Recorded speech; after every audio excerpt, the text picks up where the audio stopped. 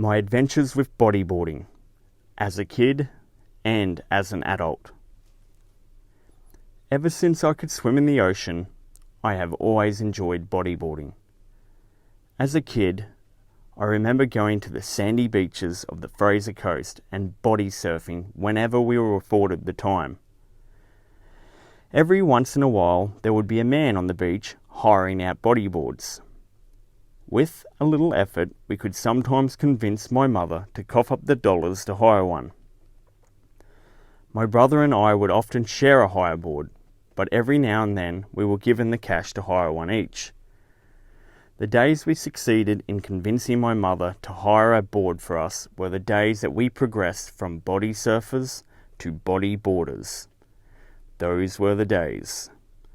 The value of the board determined how hard we used them.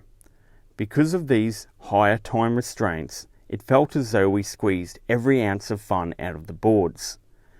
We would wear ourselves ragged, chasing waves, knowing all too well that each wave we missed was truly a missed opportunity.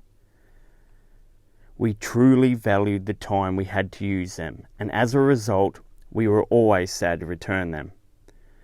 At times, this was something the higher man could clearly see, and it played well with his emphatic side, as every now and then he would grant us another half hour to enjoy them once more, but this time it was for free. Enjoy them we did, and then we would travel back to whence we came. I can still recall the sense of loss as we drove away from the beach. I would watch out the back window of the car as the coastline retreated into the distance. I would continue to watch until I could no longer see it. As the last glimmer of the sea vanished from my view, I recall having a realisation come over me. I would find myself struggling to come to terms with the fact that it could be 12 months before I got to see it again.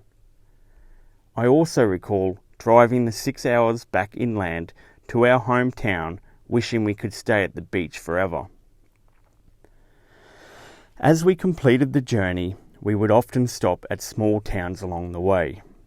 My brother and I, still caught up in our beach mania, would quickly find ourselves browsing the magazine shelves of the local newsagents, looking for bodyboarding magazines. Once we found a magazine that suited our desires, we would flip through the pages, fantasizing about the next time we would be in the water with the waves once again. Then we would have to load back into the car and return to our inland home once more. We would try desperately to hold on to the memories of our bodyboarding experiences by wearing our board shorts and talking of our board experiences with our country friends. But the dreams of being bodyboarders would soon fade as the reality of our circumstances set home. We were not children of the coast. We didn't own bodyboards. We lived on a property surrounded by galvanised burrs. We were Glasser Street kids of the outback. The only waves we ever saw that far out into the country were those of the boats that passed along the water of the muddy McIntyre, and we were lucky to see them.